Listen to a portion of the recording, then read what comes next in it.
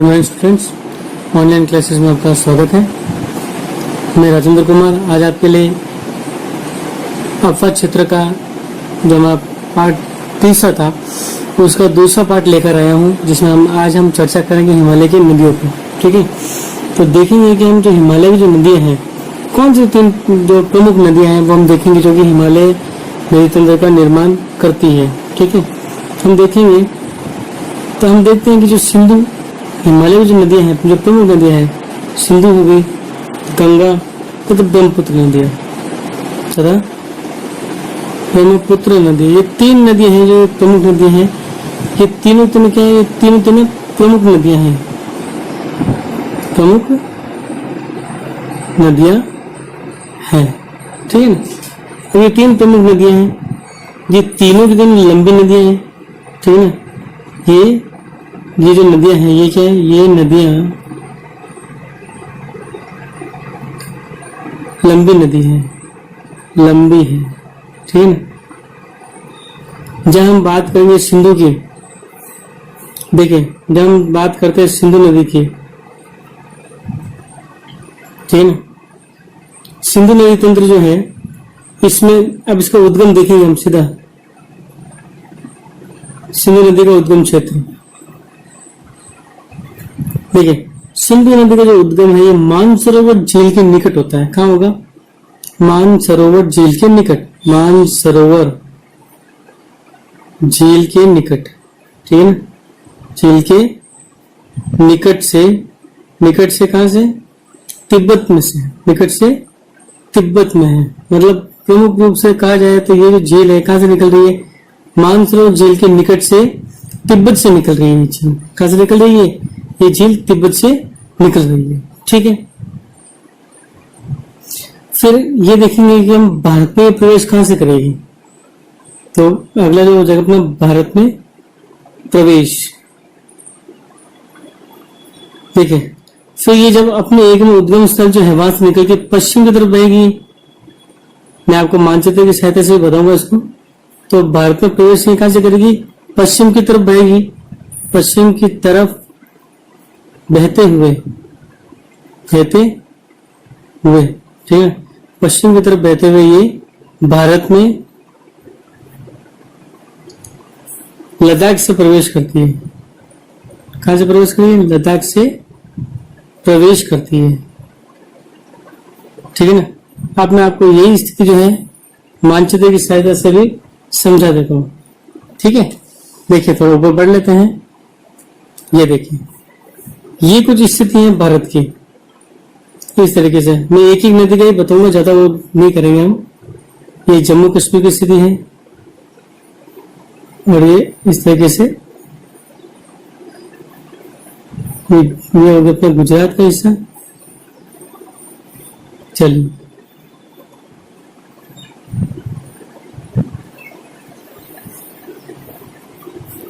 देखिए यहाँ पे ये जगह पड़ती है, ये मानसरोवर झील है। ठीक है, इसके पास से ये निकल रही है, यानी यहाँ से निकलते हुए, यहाँ से घुसते हुए सीधा पश्चिम की तरफ बहते हुए लद्दाख से निकलते हुए ये कहाँ जाएगी? सीधा ये पाकिस्तान में जाएगी। लद्दाख से निकलते हुए कहाँ जाएगी? ये पाकिस्तान में इस तरीके से कच्छ के जो ये जो समुद्र का पड़ता है, अरेबियन जो अरब सागर पड़ता है, वहां जाके ये गिर जाएगी। ठीक है, अब सिंधु नदी मिलने वाली बहुत सारी नदियां हैं, जैसे एक झीलम नदी है। ठीक है, तो कुछ इस तरीके से निकलते हुए यहाँ पे आके मिल जाती है ये इधर। इसी झीलम नदी में बहुत सारी नदी मिलेगी, जैसे एक नदी मिलेगी इसके अंदर चेनाब नदी। ठीक है, एक नदी मिलेगी इसमें चेनाब नदी, दूसरी नदी मिलेगी व्यास नदी जो इस तरीके से निकल के इसमें आके मिल रही है। एक नदी और निकलेगी जो सतलुज नदी निकलेगी। ठीक है, जो कि कुछ यहाँ से इस तरीके से निकलते हुए इसमें मिल जाती है। ठीक है, ये कुछ जो नदियां हैं, चेनाब होगी, फिर ये रावी और ये सतलुज होगी। चेनाब, रावी और ये सतलुज और ये झीलम नदी होगी। ठीक है, अब देखिए हम आगे बात करते हैं। मैंने यह बताया आपको ये कौन सी झील हो गई? ये हो गई सिंधु नदी। कौन सी नदी है ये? मानसरोवर झील के पास से इसका उद्गम स्थल है, लेकिन तिब्बत से निकलती है ये। ठीक है, आगे बढ़ते हैं हम लोग, इसी के बारे में चर्चा करेंगे विस्तार से। देखते हैं कि इसमें क्या है। अब इसकी लंबाई देखेंगे, सीधी सीधी सी बात। इसकी जो लंबाई है वो 2900 किलोमीटर है। कितनी है? 2900 किलोमीटर इसकी लंबाई है। अब मैंने बताया लद्दाख से प्रवेश कर रही है, ठीक है ना। यहाँ पे क्या करेगी? गॉर्ज का निर्माण करेगी। क्या करेगी? एक गॉर्ज का निर्माण करेगी। हमें याद रखना पड़ेगा कौन कौन सी नदियां गॉर्ज का निर्माण करती हैं। गॉर्ज का निर्माण करती है क्या? बिल्कुल करती है, ये गॉर्ज का निर्माण करती है, ठीक है। फिर हम देखेंगे कि इस स्थिति में इसकी जो सहायक नदियां हैं, ठीक है ना। सहायक नदियां वो नदियां होती है जो मुख्य नदी में आके मिलती है, अपनी जल ले जाती हैं। तो सहायक नदी में जास्कर आएगी, ठीक है, नुब्रा आएगी, नुब्रा घाटी बहुत फेमस है, फिर श्योक, ठीक है ना, तथा हुंजा। ये कुछ जो इसकी सहायक नदियां हैं इसमें। अब देखो क्या होता है, मैदानी क्षेत्र में कहां आएगी ये? मैदानी क्षेत्र देखिए, अभी तक तो पर्वतीय क्षेत्र में बह रही है ना, तो मैदानी क्षेत्र में प्रवेश करेगी। तो मैदानी क्षेत्र में प्रवेश कहां करेगी? ये पहले तो निकली बलूचिस्तान से, ठीक है, बलूचिस्तान, फिर गिलगित से बहते हुए पाकिस्तान पड़ता है, ये चीज गिलगित से बहते हुए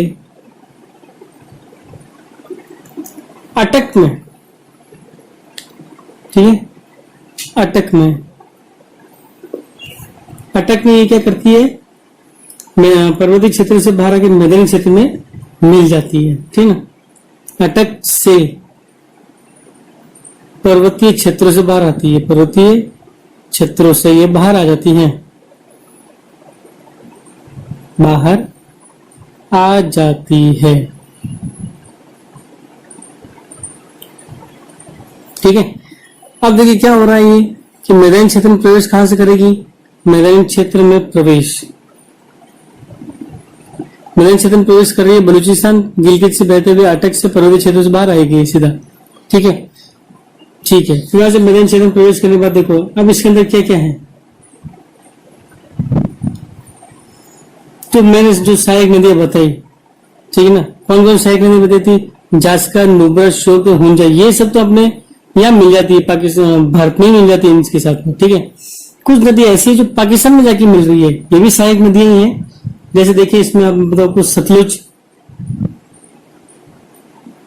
ठीक है, सतलुज, व्यास, रावी, चेनाब, सतलुज, व्यास, रावी, चिनाब और झेलम, ठीक है ना। ये कुछ नदियां हैं जो पाकिस्तान में मिठानकोट के पास मिलती है, ठीक है ना। ये जो नदियां हैं ये कहा जाएगी? ये पाकिस्तान में मिठानकोट एक जगह पड़ती है, ठीक है ना। ये अपने पठानकोट पड़ता है, वैसे वहां मिठानकोट पड़ता है। मिठानकोट के पास जाकर ये क्या करेगी? सिंधु नदी मिलेगी।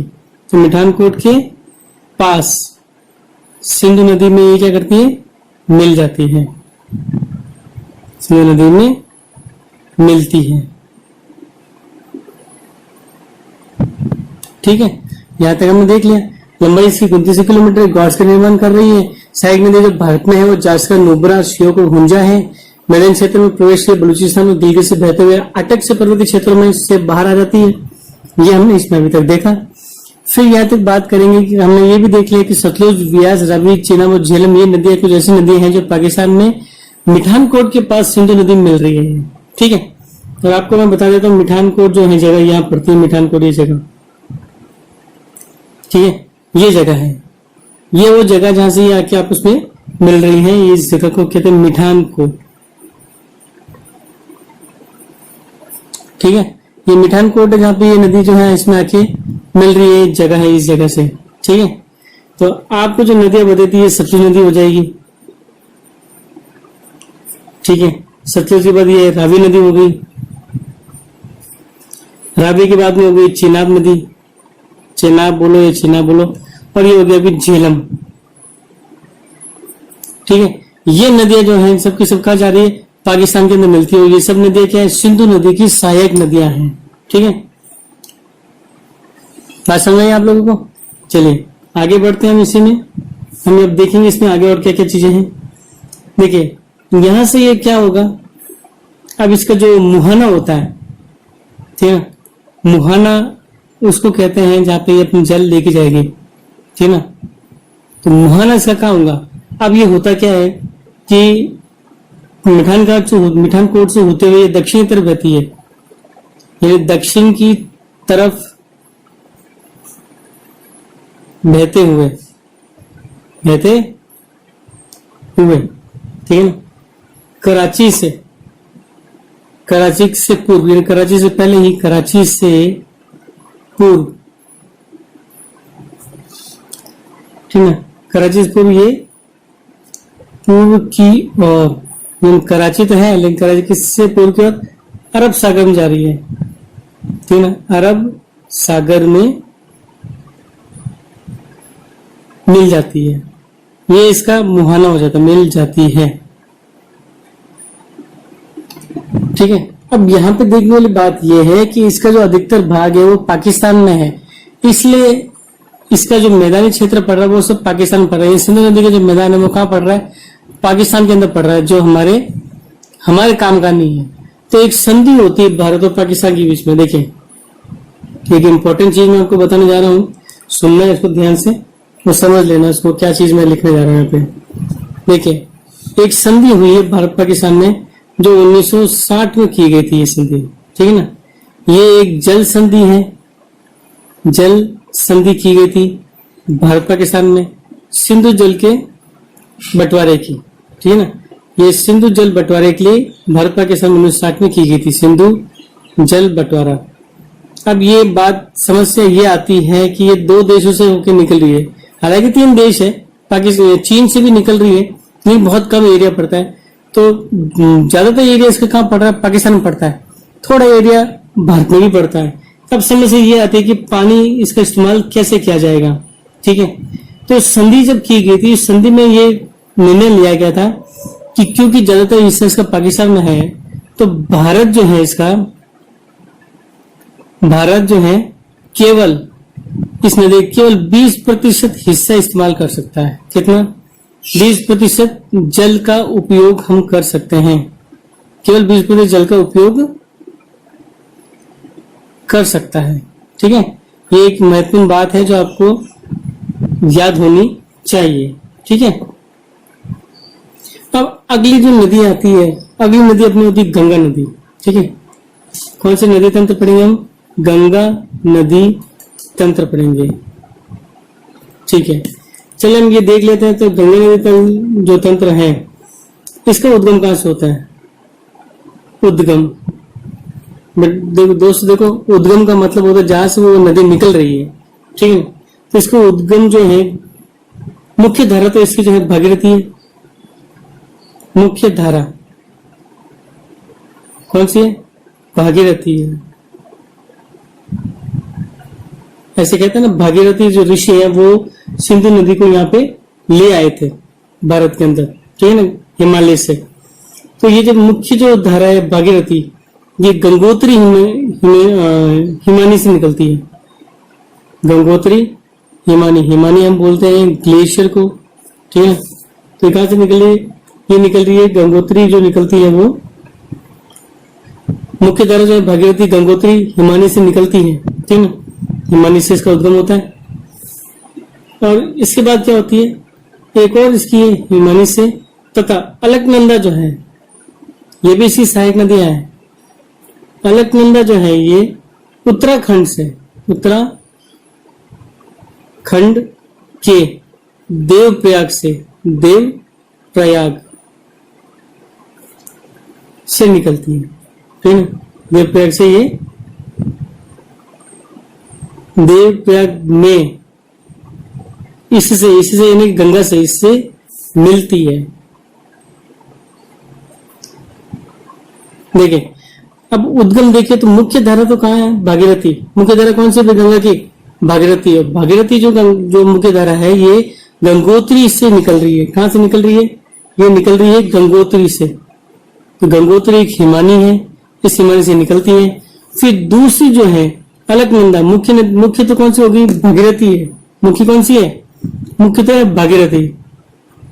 भागीरथी निकलती है गंगोत्री से, तो अलकनंदा जो उत्तराखंड के देवप्रयाग में इससे क्या होगी, मिल जाती है।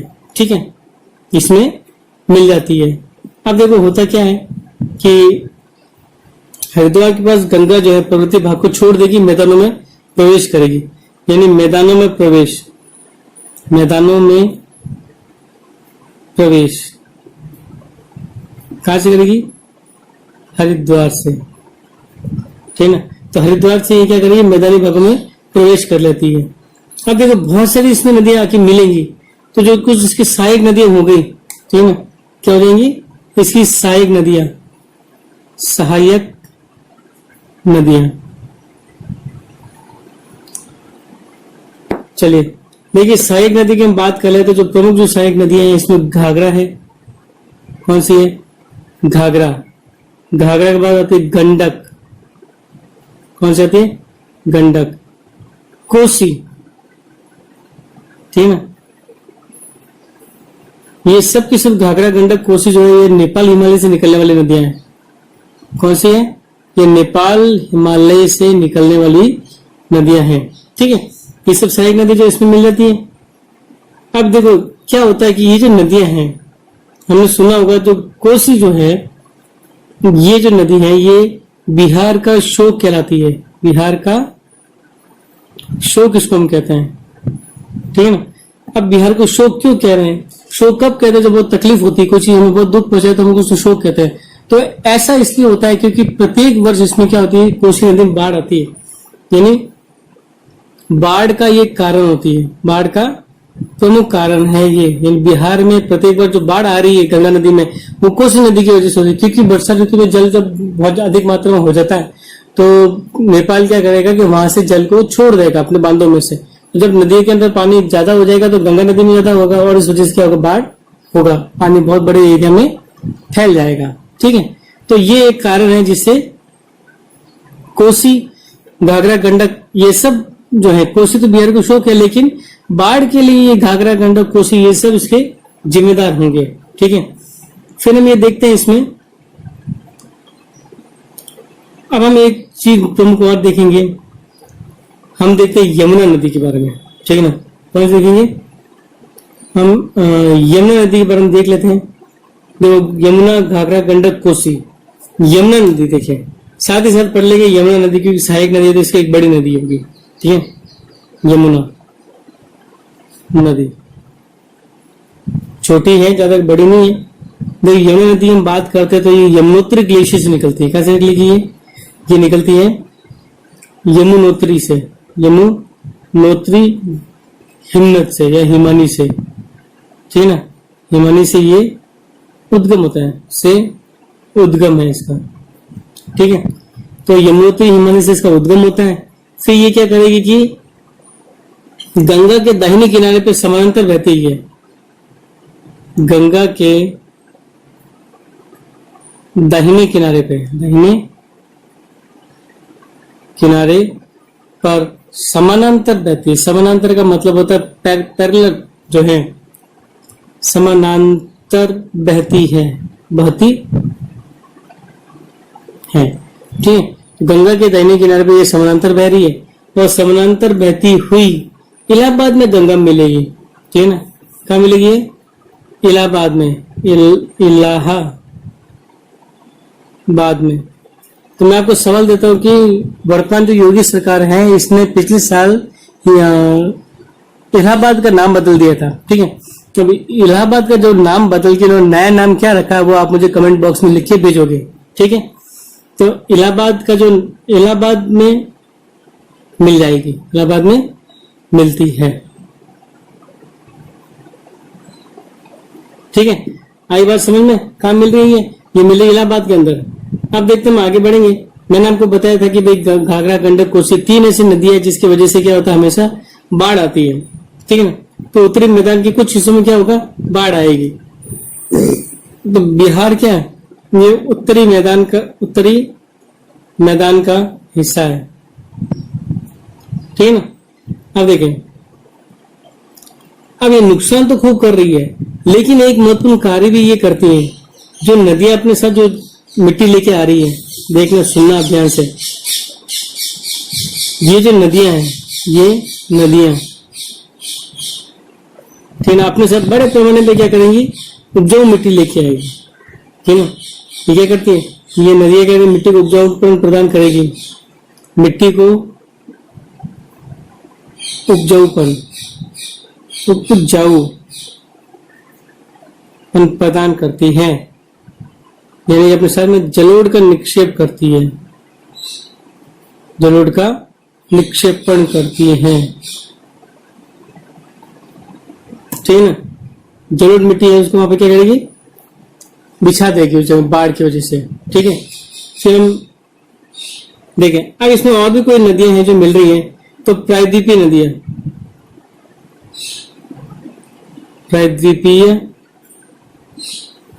नदियां, मुख्य सहायक नदियां, प्रायद्वीपीय मुख्य सहायक नदियां, सहायक नदियां। नहीं, यूं तो गंगा नदी के अंदर कई सारी नदियां मिल रही है, लेकिन क्योंकि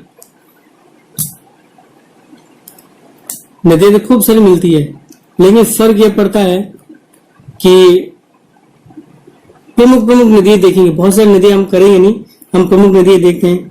तो प्रमुख नदी जो कि इसमें मिल रही है, किसमें, प्रायद्वीपीय मुख्य जो सहायक नदियां हैं वो है आपके, इसमें देखें हम ध्यान से। तो मुख्य सहायक नदियां कौन सी है, चंबल है, कौन सी है, चंबल, बेतवा और सोन। मैं अभी आपको मानचित्र की सहायता से भी ये समझाऊंगा अच्छी तरीके से, ठीक है ना। अब ये जो है, ये जो तीनों नदियां हैं, ये कहां से है, तो प्रायद्वीप से निकलती हैं, लेकिन अर्ध शुष्क एरिया से निकल रही है, कौन से, अर्ध शुष्क क्षेत्रों से निकलती है, ये क्षेत्रों से निकलती है, ठीक है। तो कौन से क्षेत्र से निकल रही है, ये अर्ध शुष्क क्षेत्रों से निकल जाती है, ठीक है। अब देखिए इनकी लंबाई तो कम होगी, इनकी लंबाई क्या होगी, यानी इनकी, ये नदियों की इनकी लंबाई क्या है, कम है, ठीक है ना, लंबाई कम है, जल की मात्रा भी कम होती है, ठीक है। अब मैं आपको बताऊंगा गंगा नदी की लंबाई कितनी है, गंगा की लंबाई, अभी तो हम केवल सहायक नदियां देख रहे थे हम सही। देखिए गंगा नदी की अगर लंबाई की बात करते हैं तो गंगा की नदी की जो लंबाई है वो है 2505 किलोमीटर, ठीक है ना। इसकी जो लंबाई है 2500 किलोमीटर है, ठीक है ना। अब देखिए इसमें क्या होता है, मुहाना इसका कहाँ होगा, देखिए मुहाने की बात कर लेते हैं हम लोग इसकी, ठीक है ना। मुहाना यानी जहाँ पे खत्म होगा, मतलब ये मुहाने की बात कर लेते हैं। मुहाना अगर हम देखेंगे तो ये क्या करेगी, इसका बहाव जो है पश्चिम में है, सॉरी पश्चिम से पूर्व की तरफ है,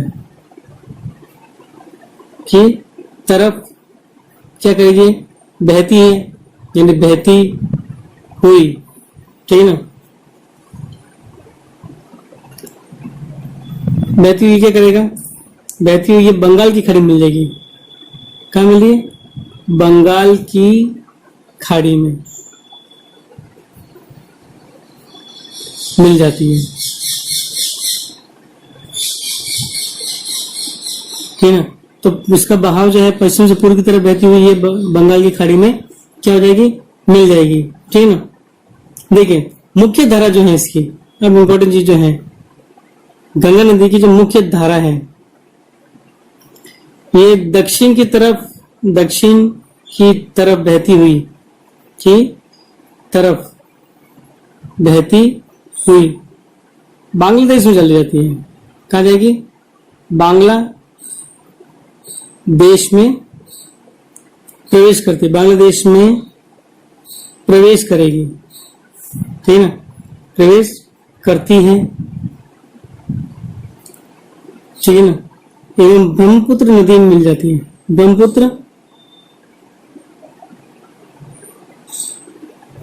ब्रह्मपुत्र नदी इसमें आके मिलती है।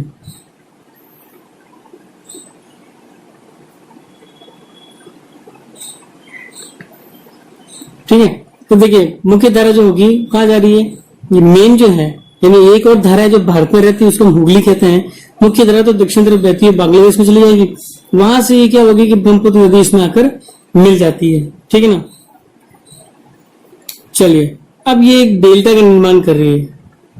डेल्टा विश्व का सबसे बड़ा डेल्टा, विश्व का सबसे बड़ा डेल्टा कौन सा है? सुंदरवन।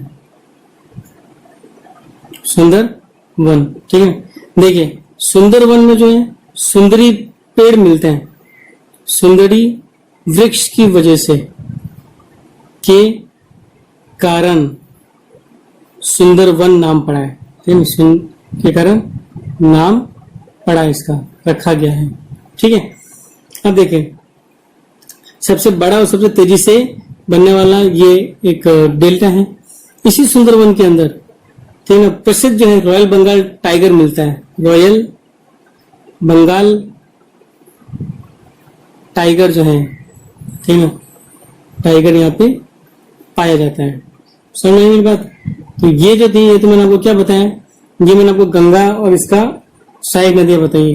तो अब हम क्या करते हैं, इसी चीज को हम मानचित्र की सहायता से देखेंगे तो और अच्छे से हमको समझ में आ जाएगा। तो मानचित्र की सहायता से हम देख लेते हैं। तो मैं मानचित्र आप लोगों के लिए बनाने जा रहा हूँ। हालांकि मानचित्र बनाना इतना सरल नहीं होता है, फिर भी जो है मानचित्र बनाना आना चाहिए। भूगोल में जितना मानचित्र से समझोगे उतना ही आप लोगों के लिए हमेशा आसानी रहेगी, और वरना आप लोगों के लिए मुश्किल पड़ जाएगा। ठीक है, छोटा सा बनाना है हमको, ज्यादा करना नहीं, गुजराती की कोई जरूरत नहीं है अभी।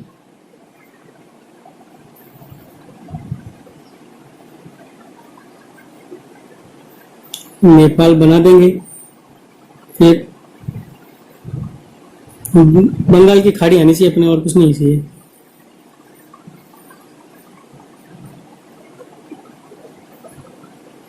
ये आ गया बंगाल की खाड़ी। ठीक है,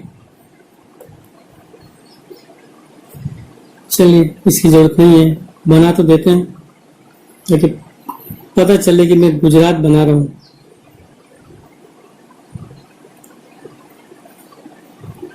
देखिए ये जो गंगा नदी जो है ये आपकी निकलती है, इसी मुख्य धारा मैंने आपकी बताई, जो मुख्य धारा कौन सी, भागीरथी है, और एक अलकनंदा है।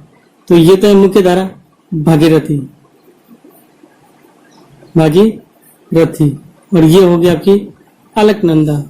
अलकनंदा दोनों आके देवप्रयाग में मिल जाती है। ठीक है ना। और फिर हरिद्वार से ये क्या करती है, मैदानी एरिया में प्रवेश करती हुई कुछ इस तरीके से उत्तर प्रदेश, बिहार, झारखंड होते हुए मुख्य धारा ऐसे निकल जाएगी, और एक धारा इसकी जो कुछ बंगाल के साथ में बंगाल की खाड़ी में जाएगी। ठीक है, ये जो मैं नदी बना रहा हूँ ये नदियां, अब इसमें नदियां जो दूसरी मिलने वाली हैं, देखें एक नदी मिली इसमें घाघरा नदी। ठीक है, दूसरी नदी इसमें मिलती है कुछ इस तरीके से, ये है आपकी कौन नदी होगी, ये होगी गंडक नदी। अब एक नदी जो यहां से निकल रही कुछ इस तरीके से आके यहाँ मिल जाती है बिहार के अंदर, ये नदी खतरनाक है, ये कोसी नदी। ये तो होगी कोसी, ये होगी आपकी गंडक, ये होगी घाघरा। तो घाघरा की एक सहायक नदी है वो है शारदा। ठीक है ना। अब देखो हमने यमुना नदी पढ़ी थी, यमुना नदी निकली यमुनोत्री ग्लेशियर, ये इसके समानांतर चलते हुए इलाहाबाद में आके क्या हो जाएगी, इसके मिल जाएगी। तो ये इलाहाबाद में जाके मिल रही है। ठीक है, फिर हमने नदी पढ़ी थी, जो मुख्य नदी पढ़ी थी हमने इसके बाद में, और चंबल पढ़ी थी। चंबल जो है मध्य प्रदेश की जानापाव की पहाड़ियों से निकल रही है। ठीक है ना, और ये कुछ इस तरह की बहते हुए यमुना में मिलती है। ठीक है, यहीं से एक नदी निकल रही बेतवा, जो कि यहीं पे मिल जाती है इसके अंदर। ठीक है ना, ये भी किसमें मिल रही है, यमुना नदी के अंदर मिलती है बेतवा नदी। ठीक है, यमुना नदी का मिल रही है, यमुना नदी में बेतवा नदी मिल जाती है। तो कुछ सहायक नदी हम देख रहे हैं जो आपके लिए बहुत इंपॉर्टेंट है। ये तो होगी बेतवा, ये होगी आपकी चंबल, और ये हो गया आपकी यमुना, ठीक है ना, जो दिल्ली के आगरा के किले के पीछे से निकलती है। दिल्ली में जो आगरा क्या वो ताजमहल के पीछे से निकलती है, ठीक है ना, उत्तर प्रदेश में, ठीक है। एक नदी यहां से कहीं से निकल रही है, वो सोन नदी है। कौन सी है ये? सोन नदी। ये भी इसके अंदर आके मिल जाती है। ये सब एक नदी तंत्र बना रही है, ठीक है ना। अब देखिए यहां से एक धारा आएगी ब्रह्मपुत्र नदी की, जो यहाँ पे इसमें आके मिल जाएगी, ठीक है। ये जो हमने अभी तक किया है, ये मैंने आपको इसके बारे में बताया है, ठीक है। लंबाई मैंने आपको बता दी 2500 किलोमीटर है। अब देखेंगे हम इसका कुछ इससे जो नगर है, नगर देख लेते कौन सा नगर इसके किनारे पे स्थित है। तो हम देखते हैं अगला प्रमुख नगर कौन कौन से हैं। प्रमुख नगर, तो प्रमुख नगर की हम बात करते हैं तो जो प्रमुख नगर है इसमें, ठीक है, प्रमुख नगर में जो है अंबाला नगर, ये सिंधु और गंगा नदी तंत्र के बीच जल विभाजक स्थित काम करता है। चलिए प्रमुख नगर हम बात कर रहे हैं तो इसमें देखेंगे हम ध्यान से, तो इसमें कानपुर पड़ता है, ठीक है ना, फिर इलाहाबाद पड़ता है। इसका नाम आपको जो नया नाम है वो मुझे कमेंट बॉक्स में लिख के भेजेंगे आप, ठीक है ना। फिर जमशेदपुर पड़ रहा है, जमशेदपुर, ठीक है ना, पटना, फिर अपना ये कलकत्ता, जिसे कोलकाता कहते हैं, ये सब इसके किनारे पे ही पड़ने वाले शहरों के नाम दिए हुए, ठीक है। अगला जो हम देखने वाले हैं, अब एक इसमें अंबाला नगर की विशेष बात करते हैं। इसमें किसी अंबाला की देखिए कि अंबाला जो नगर है, अंबाला नगर जो है ये करता है सिंधु नदी तथा गंगा नदी तंत्रों के बीच जल विभाजक का काम करेगा। के बीच क्या करेगा? जल विभाजक का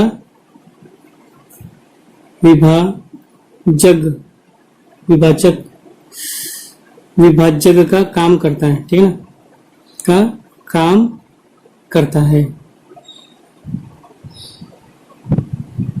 ठीक है ना। तो सिंधु नदी तथा गंगा नदी तंत्रों के बीच जल विभाजक का काम कौन कर रहा है? अंबाला करता है। अंबाला के एक शहर है, तो अंबाला जो शहर है सिंधु नदी तथा गंगा नदी तंत्रों के बीच जल विभाजक का काम करता है, ठीक है। मैंने आपको बता ही दिया है आपको इस तरीके से। अब हम एक बात कर लेंगे कि ब्रह्मपुत्र नदी पढ़ेंगे। अगली जो नदी हो जाएगी हमारी कौन नदी होगी? ब्रह्मपुत्र नदी, जो तीसरी नदी है। ब्रह्म तंत्र पढ़ेंगे। तंत्र का मतलब होता है कि सारी नदियों को मिला के जो नदियां बन रही है वो कहते हैं। अब जो इसका प्रमुख जो स्थान हम देखेंगे, सीधे सीधे देखते जाएंगे। सबसे पहले इसके उद्गम देखेंगे, ठीक है। उद्गम देखें, हम उद्गम की बात करते तो मानसरोवर झील के पूर्व, ठीक है, मानसरोवर झील के पूर्व में स्थित हिमानी, ठीक है ना, हिमानी कौन सी है? चेमा युंग डुंग हिमानी, ठीक है ना, से निकलती है,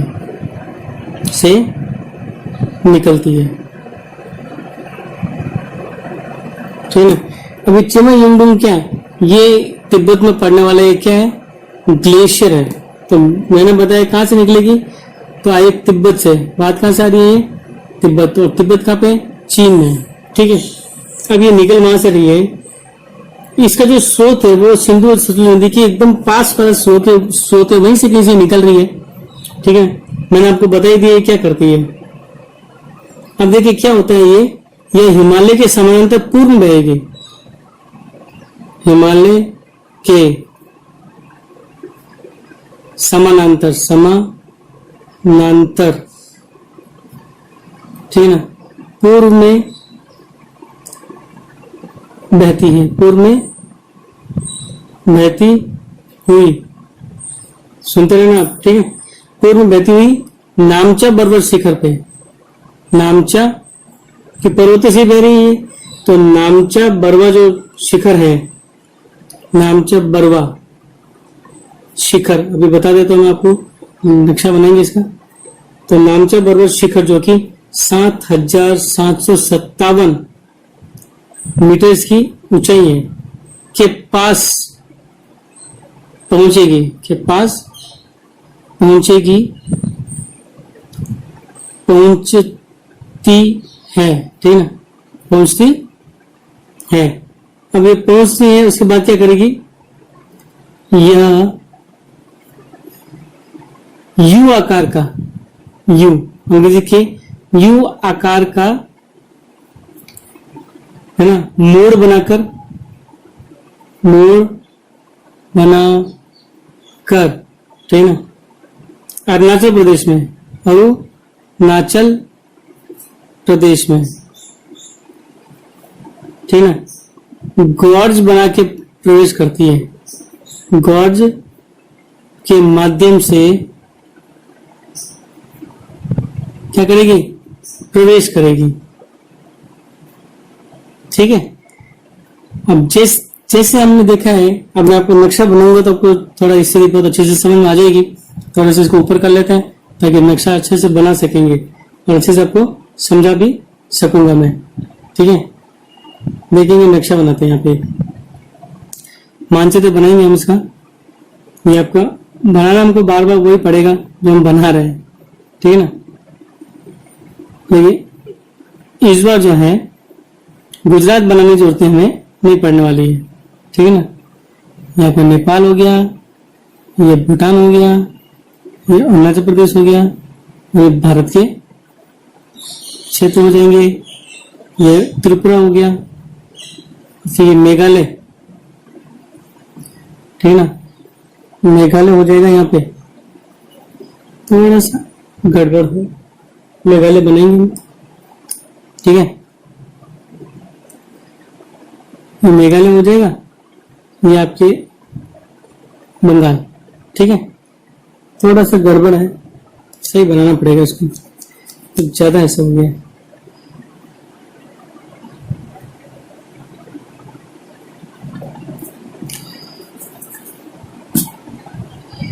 तो ये बन रहा है आपके, ये चीजें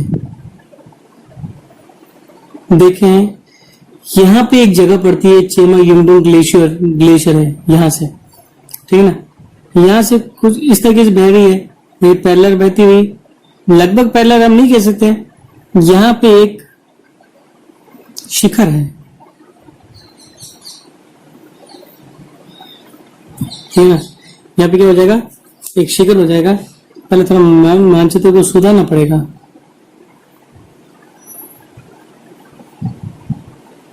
ठीक है। यहाँ पे एक शिखर पड़ता है नामचा बरवा, तो नामचा बरवा को घेरेगी और गोल पूरा ऐसा यू शेप में घूम के भारत में इस तरह प्रवेश करती है। और यहाँ पे क्यों यहाँ पे आते ही ये चौड़ी हो जाती है, मतलब इसमें पानी खूब मिलता है। यहाँ आते कुछ इस तरीके से,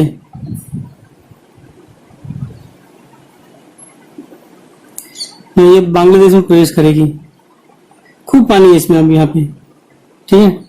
और मैंने आपको बताया गंगा की जो एक सहायक नदी है, जो गंगा है, जैसे गंगा यहाँ से निकल रही है, एक ब्रांच इसकी यहाँ मिल रही है,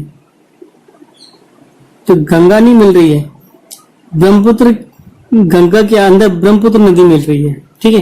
तो ये तो मैंने बताई आपकी।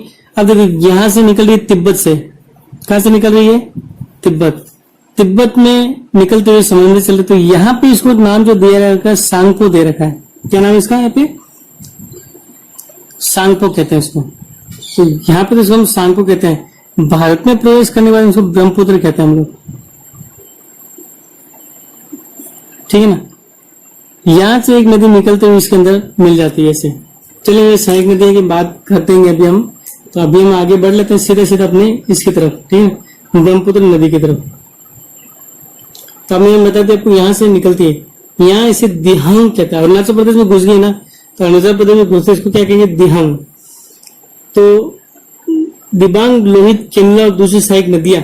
अब देखो सहायक नदी की बात करेंगे हम इसमें सीधे सीधे। सहायक नदियां।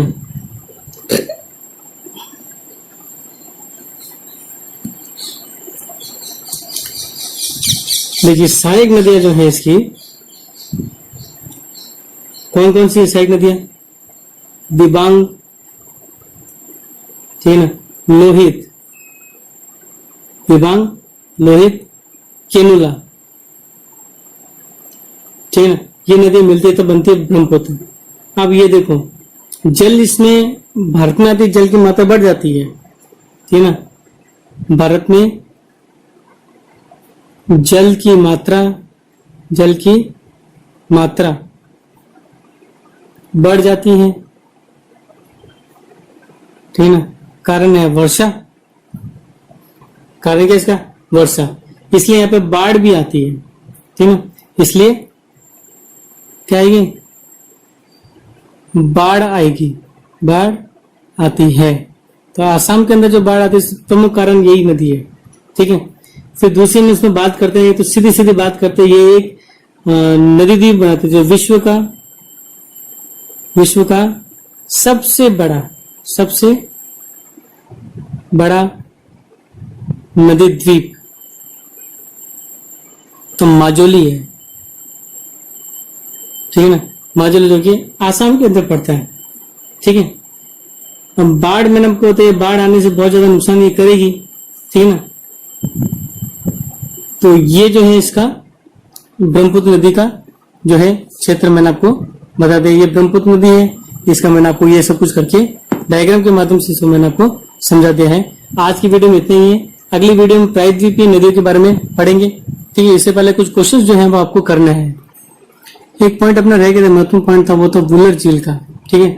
देखिए वुलर झील जो है वो यहाँ बनती है, इस जगह पे, ये कौन सी है? वुलर झील, तो ये जम्मू एंड कश्मीर में पड़ती है, ठीक है। तो ये आपके पाठ्य पुस्तक के अभ्यास के ही प्रश्न है, इनका आपको उत्तर अच्छे तरीके से लिखना है, ठीक है। बहुत बहुत धन्यवाद आपका।